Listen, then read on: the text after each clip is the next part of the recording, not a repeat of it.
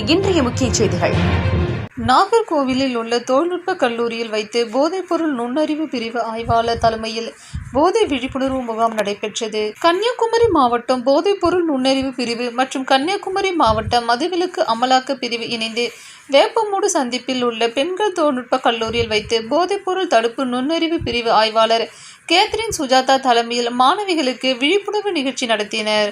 நிகழ்ச்சியில் மதுவிலக்கு அமலாக்க பிரிவு சிறப்பு உதவி காவல் ஆய்வாளர் ரமேஷ் மற்றும் சமூக ஆர்வலர் மருத்துவர் கோ நாகேந்திரன் ஆகியோர்கள் போதைப்பொருள் எதிரான விழிப்புணர்வு உறுதிமொழி ஏற்றனர்.